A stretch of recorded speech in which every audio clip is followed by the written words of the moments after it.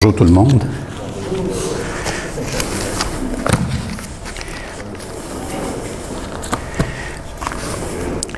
Peut-être un petit mot de prière en commençant. Père éternel, merci pour ce temps qu'on passe ensemble. Merci pour ta grâce, ta bénédiction, Seigneur.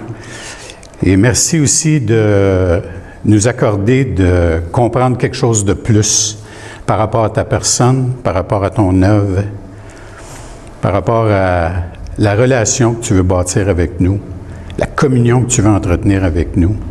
Alors, merci de bénir ce temps. Dans le nom de Jésus, Amen. J'ai pas besoin de ça, hein? Bon.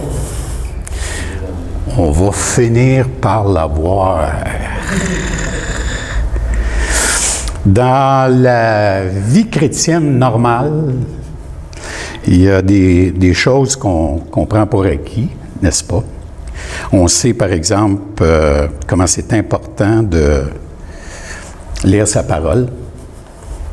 On sait aussi que c'est important de prier. Puis, vraiment, si je vous demandais, d'identifier des versets où ça dit que c'est important la parole ou ça dit que c'est important la prière, probablement qu'on pourrait en trouver beaucoup. Et puis, par contre, si je vous demandais d'identifier des versets où on parle de l'importance de méditer la parole, peut-être que là, on aurait moins de versets qui nous viennent dans la tête. Si ce matin, normalement, vous savez qu'avant de commencer un culte, normalement, on vous demande de mettre vos téléphones à silencieux, hein? Vibration. Mais si je vous disais, fermez vos téléphones complètement, est-ce que ça vous causerait un petit mal à l'aise? Tu sais, comme juste un petit quelque chose sur le cou, là, tu sais, là. Et puis, retenez ce mal à l'aise. On va y revenir. C'est bon? J'avais préparé un autre message complètement pour aujourd'hui. La semaine dernière, en revenant d'avoir été prendre une marche assis dehors, au soleil, je me suis mis à réfléchir, parce que j'étais dans le livre de Jacques, je me suis mis à réfléchir sur le livre de Jacques.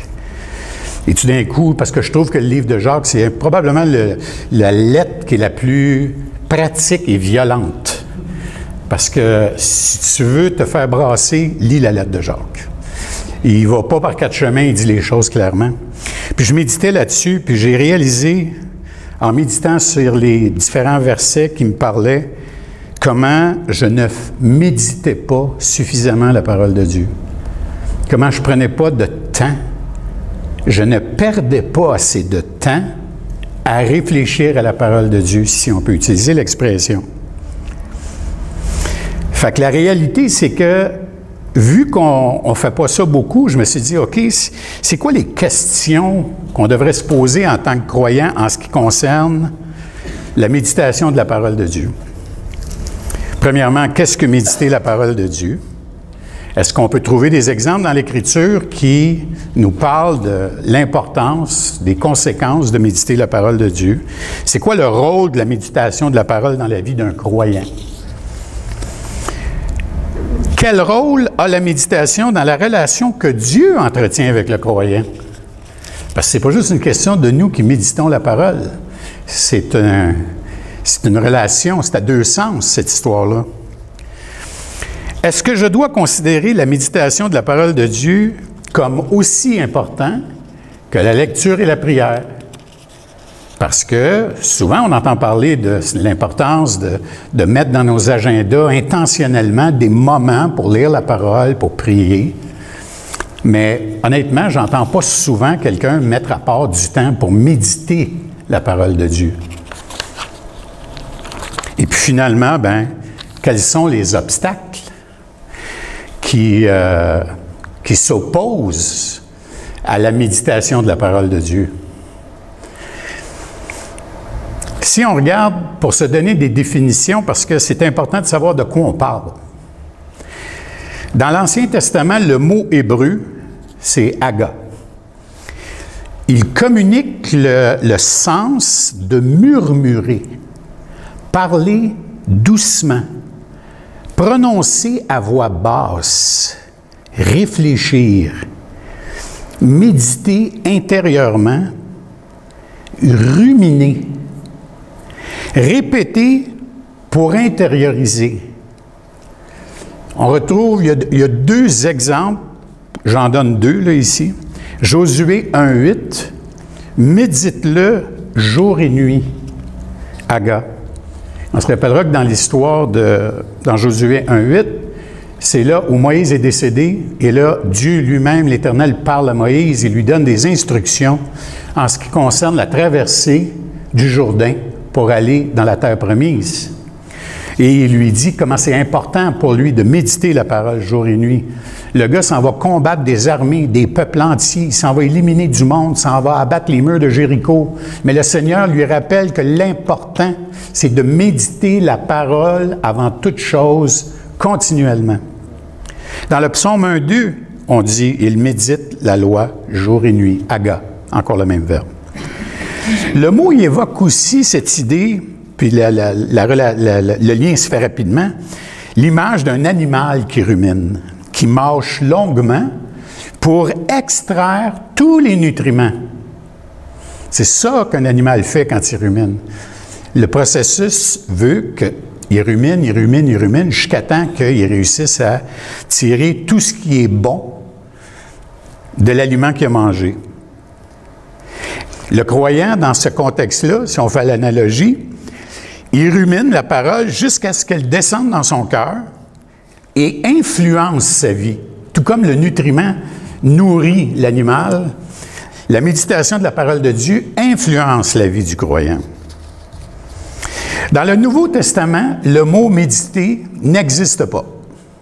Il n'est pas mentionné une fois. Mais il y a des mots qui ressemblent et qui nous permettent de comprendre comment ça s'articule dans le Nouveau Testament. Le plus proche, tout le monde le connaît, Marie gardait toutes ces choses gardait toutes ces choses et les repassait dans son cœur. Luc 2, 19.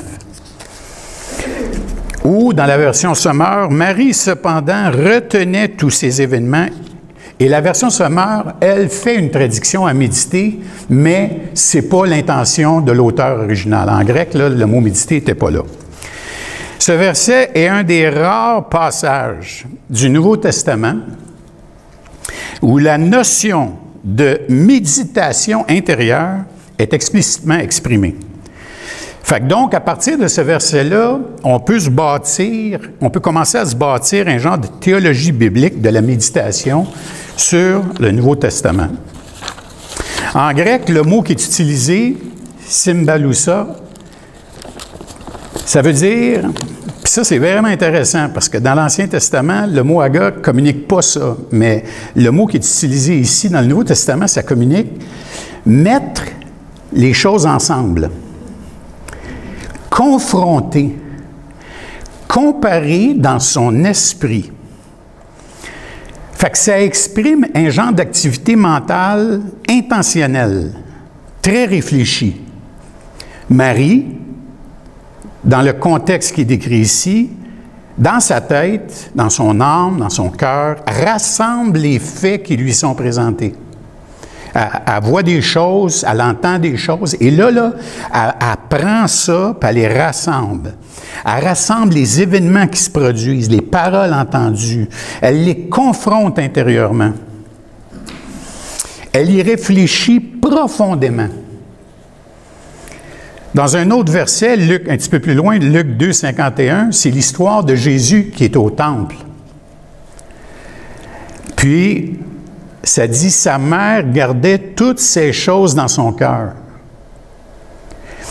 Le verbe ici, diatéréo, ça veut dire garder soigneusement, préserver, méditer intérieurement. Fait que ces deux passages-là, en utilisant Marie comme exemple, nous donnent un modèle de méditation spirituelle. Une chose est certaine, c'est que Marie, elle ne réagit pas impulsivement ou superficiellement. Elle accueille, conserve, médite profondément ce que Dieu révèle dans le silence et la foi. Parce que ce qu'ils ont en commun, ces choses-là, c'est que Marie ne parle pas, là. Elle intériorise. Fait que donc, le silence dans la méditation est absolument nécessaire. Fait que dans le contexte que Marie nous offre un peu pour réfléchir à cette idée de méditation, la méditation chrétienne devient une posture de cœur. Ce n'est pas juste un exercice superficiel qu'on fait, ce n'est pas une autre patente qu'on rajoute en disant « OK, il faut que je prenne 15 minutes pour méditer ». Si vous vous mettez à méditer sur la parole de Dieu, je ne sais pas combien de temps ça va durer. Je ne peux pas vous en donner de temps. Mais une chose est certaine, c'est que c'est vraiment une attitude de cœur. Donc, c'est les intentions que vous avez quand vous méditez. Ça implique de revenir intérieurement sur les œuvres de la parole de Dieu. La méditation, dans le cas de Marie, ici, est beaucoup reliée à l'incarnation, dans le cas du premier verset qu'on a lu.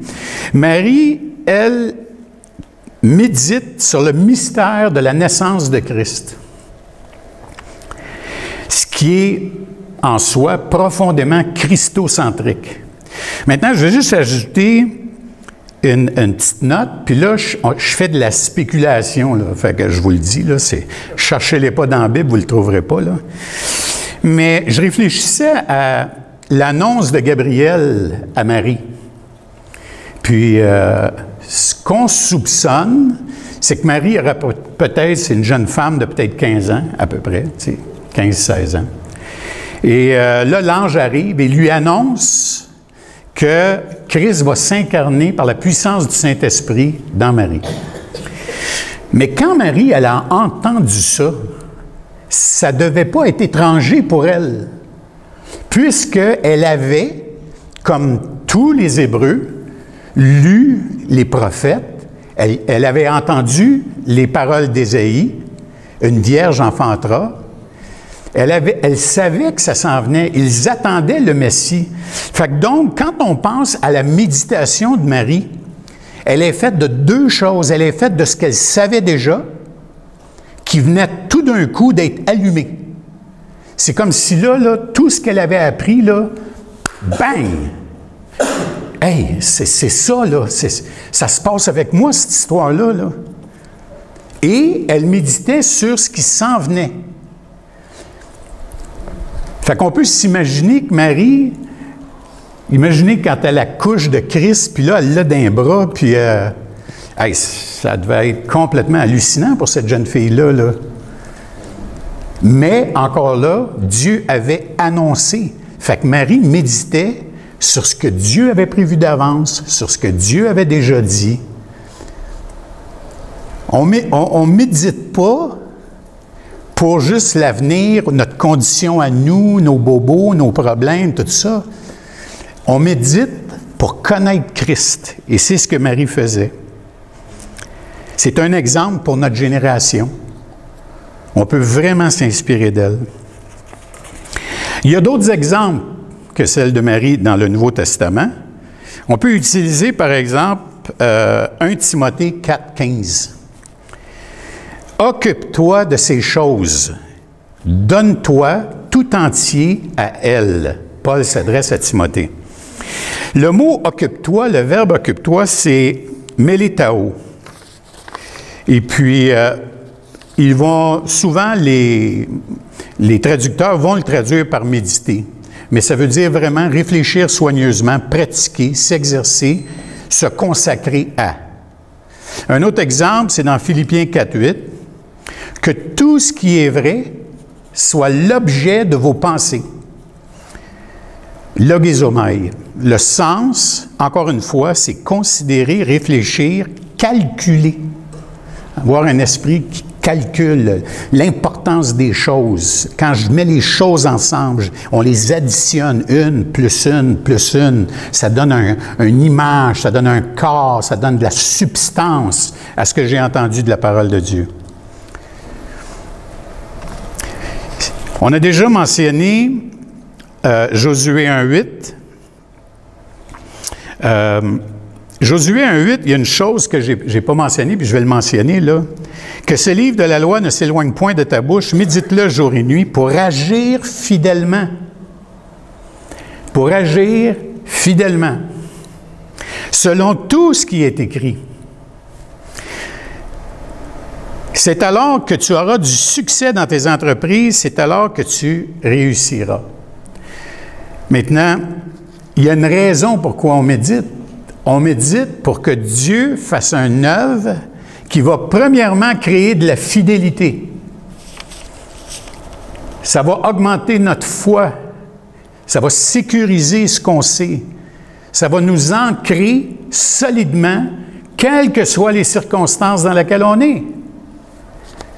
Fait que ça, c'est la première chose. Tu réussiras, mais tu vas réussir quoi? Puis c'est pour ça que dans les commentaires qu'on a mis sur Facebook, on disait, je disais, c'est important de ne pas kidnapper, réussir pour en faire une doctrine comme certains pasteurs l'utilisent.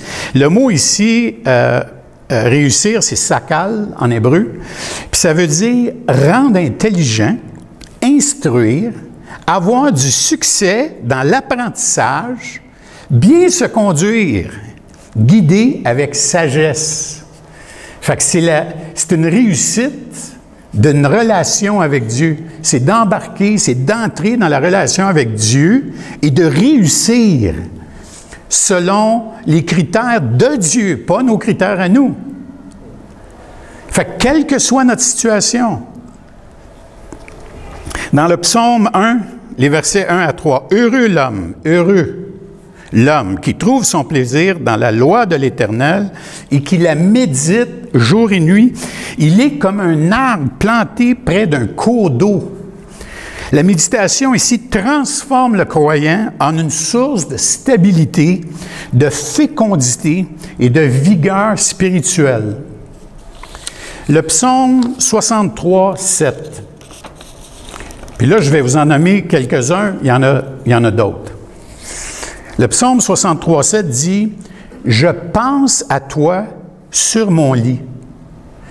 Je médite sur toi pendant les veilles de la nuit. » Les veilles de la nuit, c'est des blocs. Les Hébreux brisaient les veilles en blocs. Ça s'appelle une veille parce que souvent, il y avait toujours quelqu'un qui restait réveillé pour surveiller ce qui se passait autour pendant ces veilles-là.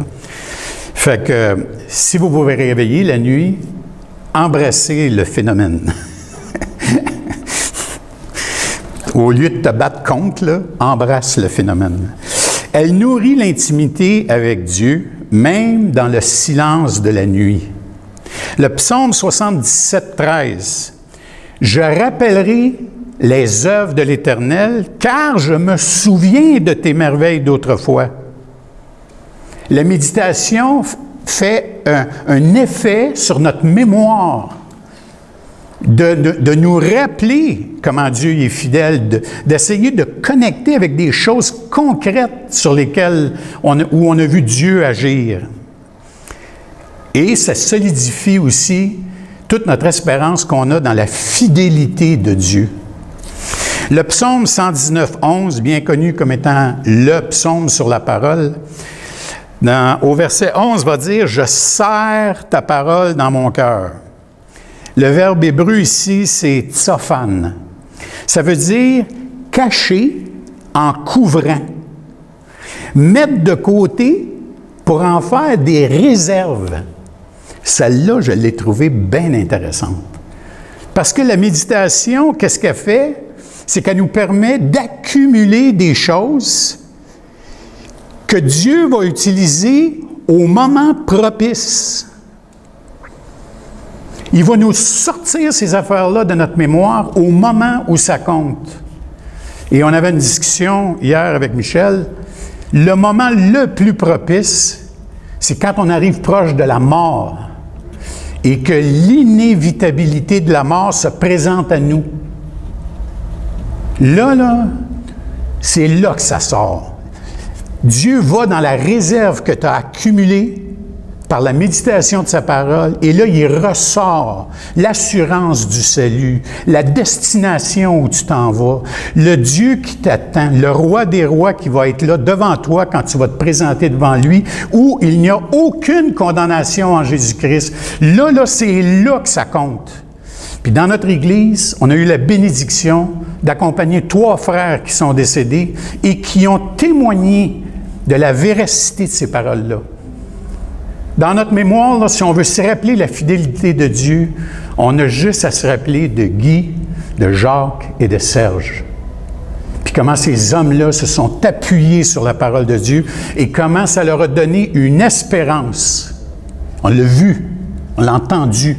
Fait que ça, pour nous, ça devrait être quelque chose sur lequel on médite. Le psaume 119,15, « Je médite tes ordonnances, j'ai tes sentiers sous mes yeux. » On marche. On est l'Église en chemin. Alors, on se retrouve des fois dans toutes sortes de choses. Hein? Mais, en marchant, on se rappelle que c'est Dieu qui est souverain. On se rappelle que c'est Dieu qui est souverain.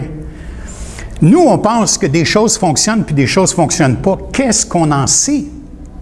Dieu est souverain. Tout concourt au bien de ceux qui aiment Dieu. Dieu fait arriver son plan. Nous, on embarque bien humblement, puis on fait du mieux qu'on peut, c'est tout ce qu'on peut faire. Dans le psaume, encore dans le psaume 119, 97, « Ô combien j'aime ta loi, ta parole, elle est tout le jour l'objet de ma méditation. » Quand on entend des versets comme ça, le réflexe habituel, c'est de se dire « Ouais, mais je ne peux pas passer mon temps à rien qu'à penser à Dieu, je travaille, je m'occupe de choses, puis tout ça, tu sais. » Mais dans la méditation, qui, elle, accompagne nos temps de prière, on peut demander à Dieu de nous aider à voir dans l'activité qu'on fait, quelle qu'elle soit, de voir la main de Dieu. On peut lui demander ça. Et puis, au courant de la journée, surprenez-vous pas si à un moment donné, tu commences à... Tes yeux se sont comme aiguisés. Tu vois des choses précises. Et là, tu les regardes et tu les apprécies comme étant de Dieu. Même chose pour les oreilles. À un moment donné, tu vas entendre... Tu sais, à un moment donné, les frères, les sœurs, des gens autour de nous vont nous encourager. Quel effet cela a sur nous? Est-ce qu'on prend ça pour en faire une action de grâce à Dieu? Un cœur qui médite se prédispose à apprécier ce qui se passe autour de lui, à chercher la main de Dieu autour de lui. Et en même temps, puis ça c'est quelque chose que j'ai entendu souvent, je ne sais pas comment manifester mon amour à Dieu. Méditer sa parole, c'est la façon, pour un croyant, ultime. Premièrement, si tu médites, c'est parce que tu l'as lu, la parole, tu l'as entendue, et tu lui donnes de la valeur. Et là, tu la prends et tu la médites, tu la rumines, tu la repasses. Ça, c'est aimer Dieu. Maintenant, dans le Nouveau Testament, Jean 15, 7. « Si vous demeurez en moi, et que mes paroles demeurent en vous. » Fait que les deux sont ensemble. Si vous demeurez en moi et que mes paroles demeurent en vous, demandez ce que vous voudrez, et cela vous sera accordé. Le mot ici, c'est demeurer en moi, c'est méno. Ça veut dire rester à la même place, être dans un état d'attente, être présent. Fait que méditer, là, c'est dire au Seigneur, je me campe ici, là, je vais réfléchir à ta parole, puis je ne bougerai pas de là tant que tu ne me donneras pas quelque chose. Tant que tu ne me donneras pas une sagesse sur quelque chose en particulier, sur une situation dans laquelle je suis, sur une parole que j'ai lue qui est me cause une incompréhension, je ne la saisis pas, je campe là. C'est ça que ça veut dire. Dans Romains 12, 2, « Ne vous conformez pas au siècle présent, mais soyez transformés par le renouvellement de l'intelligence. » Ici, le mot « renouvellement », très intéressant. En grec, même quand je l'écris pas en grec, là, c'est dur à prononcer, c'est « anakainosis ». Ça confère l'idée de rénovation. Ne vous conformez pas au siècle présent, mais soyez transformés par la rénovation de votre intelligence. Quand on rénove pas pour rien. On rénove ce qui ne convient pas. Il y a plein de gars ici, ou de femmes qui ont fait de la rénovation. Vous avez rénové quelque chose qui ne fonctionnait pas. C'était pas à votre goût, ça ne fonctionnait pas bien. Vous l'avez rénové. Mais pour savoir que ça ne convient pas, il faut que tu aies pris le temps de regarder ça. Il a fallu que tu raisonnes, il a fallu que tu regardes ça et tu dises, tu sais, je sais pas, moi, le plancher de mon chalet, il est croche, il faut que je le redresse, tu sais, ben, il a fallu que tu l'observes, là, tu sais, là. La peinture s'écale ses murs, ben, tu l'as observé, tu sais. La méditation favorise l'observation de ce qui a besoin d'être rénové. Dans Colossiens 3,16, que la parole de Christ habite. Et le verbe habiter ici, c'est enoikeo. Et le reste du verset dit qu'elle habite en vous richement. Instruisez-vous et exhortez-vous les uns les autres. Le mot ici transmet l'idée en plus de repos, s'y donner entièrement pour atteindre un état de repos. Je trouve que ça va bien avec le verset de Jean 15,7 où on a utilisé le mot « méno », puis ça dit « rester à la même place ». Tu sais, à un moment donné, quand tu ne cours pas partout, tu restes à la même place, tu réfléchis à des choses, à un moment donné, tu te mets à habiter le repos. Tu t'y donnes entièrement. Si, je reviens à Marie, si Marie était la figure probablement la plus claire pour la méditation spirituelle, pour les raisons qu'elle ne se contente pas juste d'écouter ou de voir, elle intériorise, confronte et garde dans son cœur ce que Dieu fait, c'est profond, c'est humble, c'est silencieux, c'est contemplatif. Mais il n'y avait pas juste Marie, parce qu'en plus de ça, on a même des bons exemples de Jésus lui-même. Dans Marc 1, 35, vers le matin, pendant qu'il faisait encore sombre, très sombre, il se leva et sortit pour aller dans un lieu désert où il pria. Est-ce qu'il y a des moments où Jésus n'était pas en communion avec son Père? Non. Il n'y en avait pas de moment où Jésus n'était pas en communion avec son Père.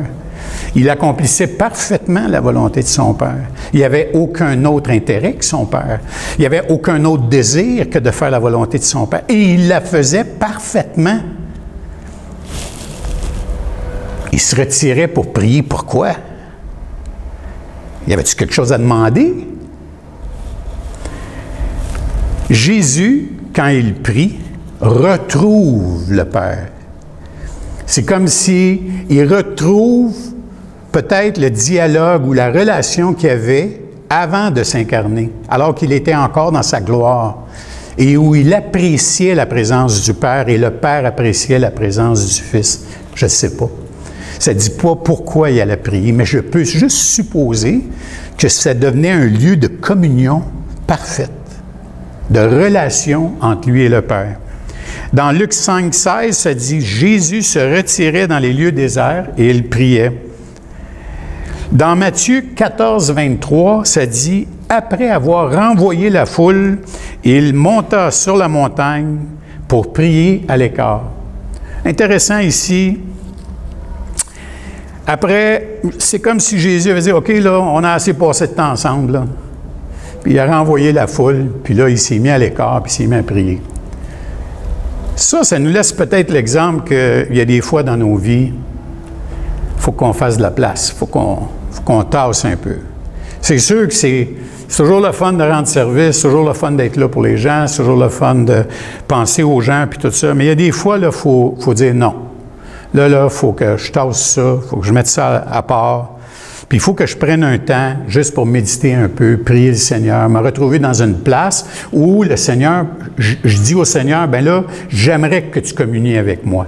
J'aimerais que tu me parles de ta parole. J'aimerais que tu me parles de choses que tu as dites, que j'ai lues dans la parole, que j'ai entendues dans une prédication, que n'importe quoi. Écoutez, j'ai écouté des chansons cette semaine qui m'ont parlé d'une façon que ça ne m'était jamais arrivé, parce que là, tout d'un coup, je les écoutais d'une autre façon. Puis là, les mots voulaient dire quelque chose. J'aimerais ça aussi, peut-être, laisser quelques théologiens nous dire ce qu'ils en pensent, eux autres, de la méditation. Puis, pour ceux qui me connaissent, vous savez comment je favorise les puritains. Parce que c'est des gens qui réfléchissaient à la parole de Dieu dans l'épreuve. L'épreuve de l'exclusion, l'épreuve du rejet, des gens qui ont tout perdu, mais qui ont resté solidement ancrés sur la parole de Dieu. John Owen dira, « La méditation fixe la vérité dans l'esprit. » Elle la fixe. Elle échauffe le cœur et conduit à la prière. Il va utiliser les versets qu'on a mentionnés, le psaume 1-2, « Il médite jour et nuit ». Il y a une question de constance ici, c'est la clé de la chose. Dans le psaume 119, le psalmiste fait de la parole son sujet de méditation toute la journée. La méditation mène à l'obéissance, pas simplement à la connaissance. Puis ça, c'est intéressant comme peut-être connotation, tu sais. Parce qu'on peut lire pour avoir de la connaissance. On lit des livres. On en lit tous des livres. Fait qu'on est capable d'aller chercher de la connaissance. J'ai entendu l'histoire d'un professeur de grec dans un collège, une université, un séminaire théologique à Toronto. Le gars, c'est un athée. OK? Mais c'est un professeur de grec. Un excellent professeur de grec. Et il aime le Nouveau Testament. Il aime enseigner le grec. Mais c'est un athée. Il a de la connaissance. Il ne suffit pas, John Owen dira, il ne suffit pas de connaître la vérité, elle doit être embrassée, goûtée, expérimentée dans le cœur. Thomas Watson dira, la méditation est la digestion de la lecture. Ce que nous lisons, mais ne méditons pas, reste souvent à la surface de notre esprit. Mais la méditation fait descendre la vérité dans le cœur. Richard Baxter dira, un verset bien médité vaut mieux que 100 lus en vitesse. Intéressant celui-là. Ça me parle. Il dira aussi, prenez un texte de l'Écriture, puis restez-y jusqu'à temps que votre cœur se réchauffe. Jusqu'à ce que vous puissiez dire, mon cœur brûlait en dedans de moi lorsque je méditais. L'effet que les deux gars sur la route d'Emmaüs ont vécu avec Jésus qui leur parlait. Ils ne savaient pas que c'était Jésus quand Jésus leur parlait. Par après, ils ont dit, nos cœurs ne brûlaient-ils pas? David Clarkson dira, sans méditation, la vérité reste lettre morte. Elle ne touche ni l'âme, ni la conscience, ni les affections. Thomas Manton dira, méditer est à l'âme ce que la digestion est au corps. Sans elle, pas de force spirituelle. Et finalement, C.S. Lewis disait, les psaumes parlent de méditation comme d'une digestion spirituelle. Fait que c'est intéressant de voir comment ils ont tous, il y a un filon ici, il y a comme un fil conducteur dans tout ça. Fait que les puritains voyaient la méditation comme le lien ou le chemin entre la lecture de la Bible et la communion avec Dieu. Entre les deux. Tu lis ta Bible, tu médites, communion avec Dieu. Et quand ça c'est fait comme ça, après on prie. Parce que là, tu vas savoir quoi dire. Tu vas avoir reçu un langage. Lire sans méditer était pour eux comme recevoir de la nourriture sans mâcher. La méditation est affective, pas seulement intellectuelle. Il ne s'agit pas d'étudier un texte comme un philosophe, mais de faire entrer la lumière dans le cœur. Ces théologiens-là aussi distinguaient, il y avait comme deux types de méditation. La première, c'est la méditation occasionnelle. Réfléchir brièvement à Dieu et à sa parole dans le quotidien. Fait que tu sais, tu as lu quelque chose le matin, puis d'un coup, en quelque part dans ta journée, tu te rappelles que tu étais dans tel verset, puis ça disait telle affaire, puis là, tu te mets à réfléchir à ça, tu sais. Ça peut être aussi en voyant la nature. Tu sais, tout d'un coup, tu te promènes, tu vois une fleur, le ciel bleu, tu sais, il y a quelque chose qui vient te chercher dans la nature, là, tu sais, là. Et là, tout d'un coup, là, tu te mets à penser au Créateur, tu sais. En prenant une marche hier matin, j'ai réalisé que l'arbre que je voyais là, un gros sapin, gigantesque, il est beau, là. Je me suis dit, cet arbre-là est capable de retracer son origine génétique à la création. Toutes les plantes au monde, toutes les fleurs au monde sont capables de retracer leur origine génétique à la création de la terre. Parce qu'en quelque part, une graine en amène un autre, en amène un autre, en amène un autre. Si on était capable de voir le fil, il se rendrait au cœur de Dieu, dans l'éternité. Et là, je capote. Je me suis dit, ben voyons donc. C'est comme nous. C'est la même chose pour nous. Pensez-y 2 secondes. Pas trop, parce que ça donne mal à la tête. Mais c'est intéressant. C'est intéressant. La méditation, l'autre forme de méditation, c'est la méditation délibérée. Celle-là, le mot est évident, là. Fait que c'est un moment qui est réservé, structuré, où on s'arrête pour ruminer une vérité biblique. Maintenant, en ce qui concerne les obstacles. Puis là, je ne veux juste pas mélanger mes feuilles. Ah oui. Attendez un petit peu. Je reviens. Ça-tu dans 7? Soyez patient avec moi. Vous pouvez méditer pendant ce temps-là.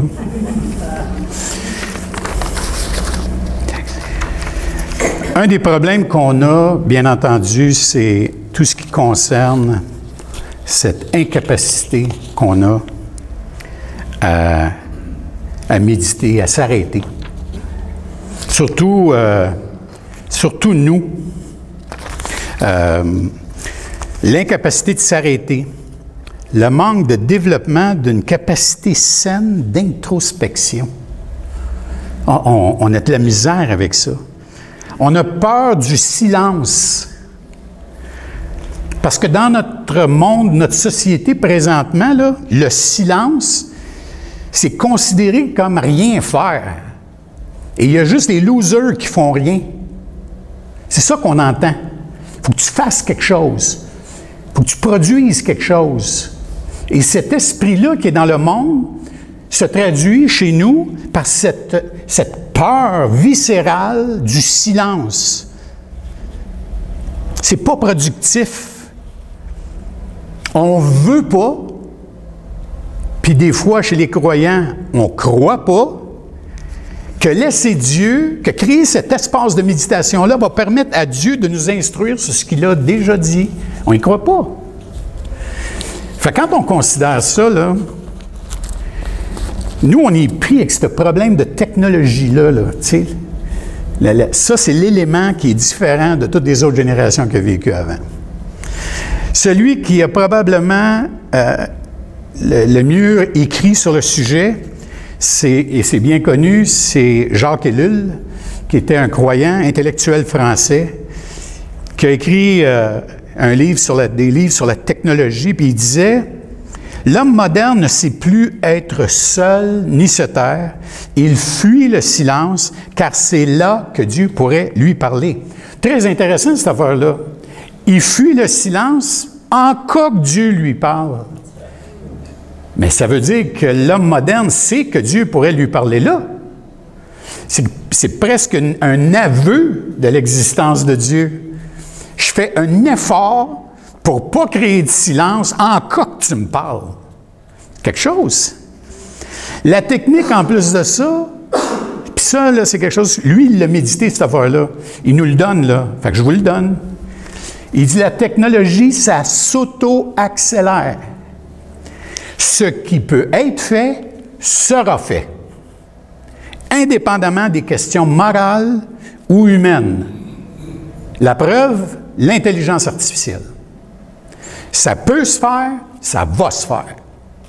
Qu'on soit pour, contre, qu'on crie, qu'on hurle, qu'on fasse n'importe quoi, qu'on perde nos jobs à cause de ça, que ça crée des malheurs, que ça soit mal utilisé, oubliez ça. Tout ce qui peut se faire va se faire. Donc, nous devons être délibérés dans nos efforts en tant que croyants, de voir l'attrait des technologies comme étant une source de vol.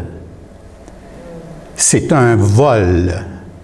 Et si on n'apprend pas à la maîtriser, c'est sûr que c'est toujours une question d'équilibre.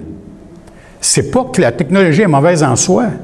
C'est si à un moment donné, elle devient dominante, puis que tu ne peux plus lire ta parole, tu ne peux plus prier, tu ne peux plus méditer, tu ne peux plus être en relation avec les frères et sœurs, bien là, tu as un problème.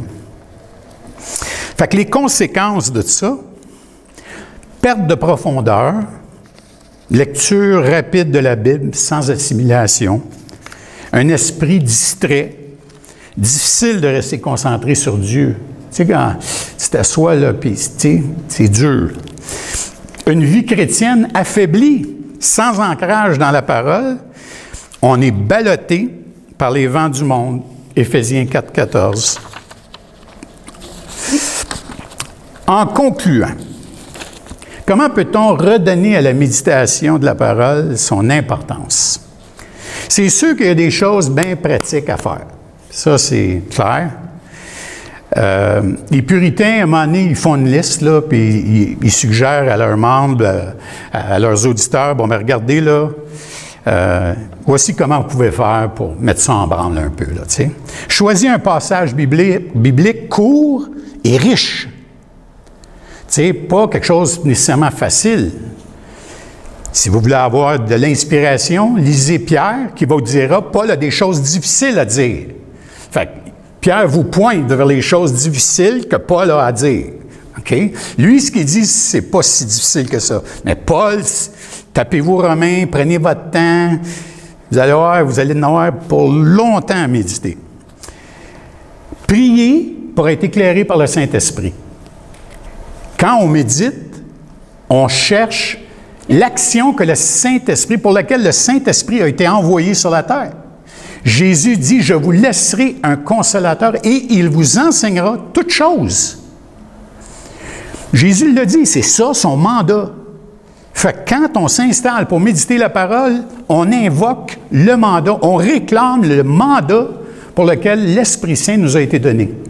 C'est tout. C'est rien d'extraordinaire. C'est ça que tu nous as dit que tu ferais. Bien là, enseigne-moi. On pose des questions. Que dit le texte?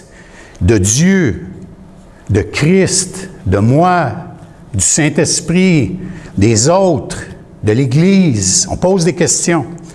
On rumine lentement, on répète, c'est pas grave.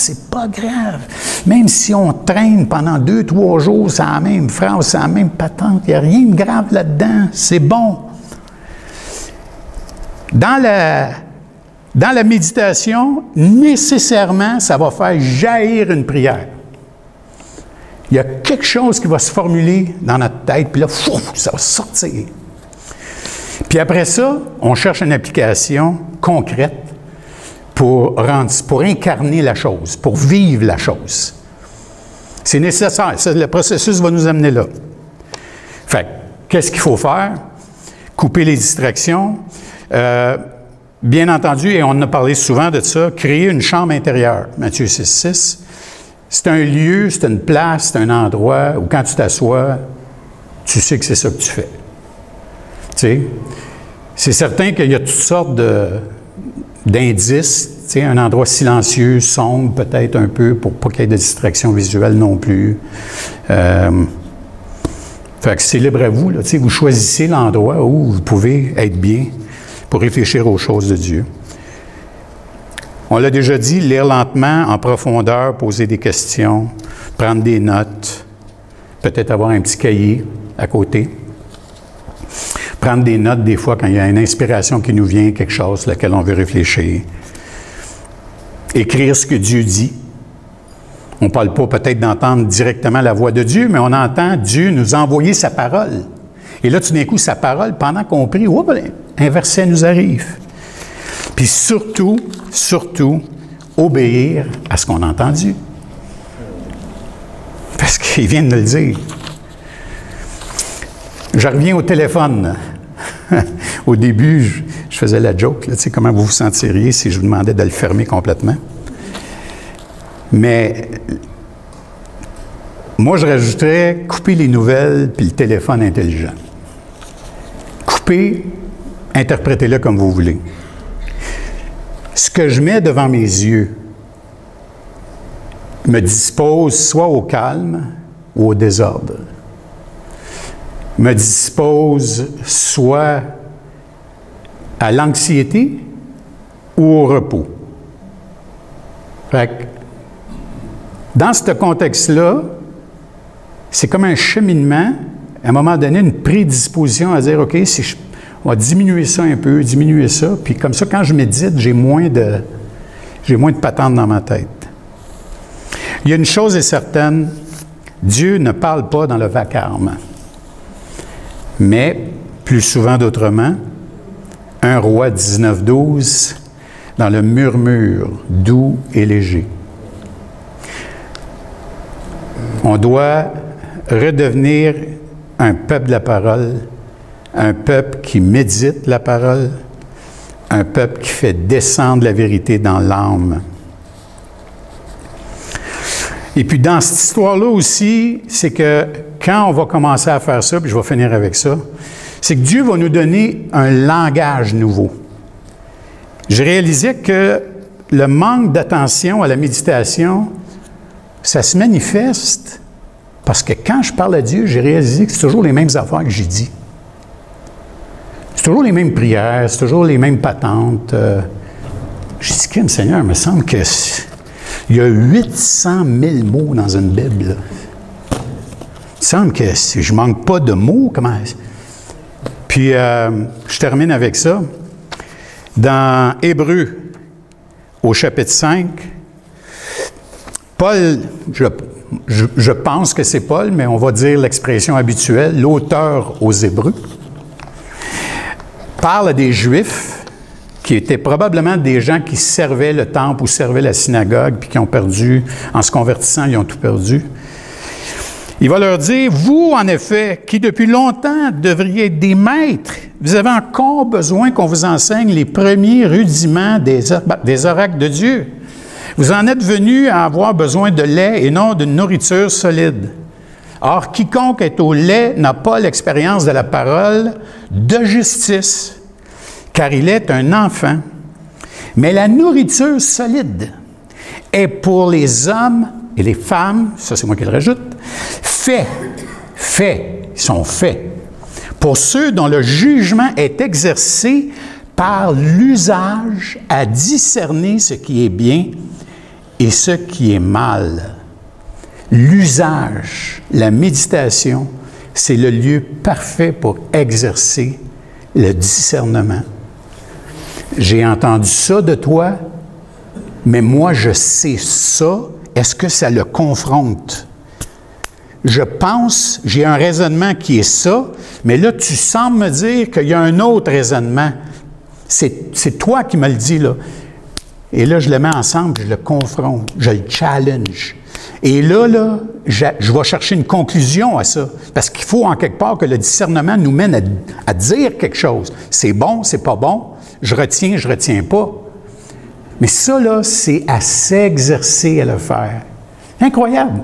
Et là, tout d'un coup, peut-être, dans la grâce de Dieu, il va nous accorder d'avoir un autre langage. Et là, ça va devenir vraiment une communion incroyable avec Dieu parce que là, ça ne sera pas monotone, ça va changer au fur et à mesure qu'on avance dans cette communion avec Dieu.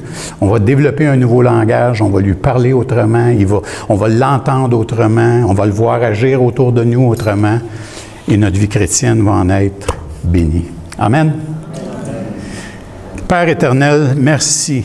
Merci beaucoup d'avoir pourvu des paroles, d'avoir pourvu des théologiens, des hommes qui se sont mis à part puis qui nous ont aidés à comprendre des langages qui nous sont étrangers. On n'est pas des experts en grec, on n'est pas des experts en hébreu. Mais Seigneur, tu as pourvu à ces hommes-là.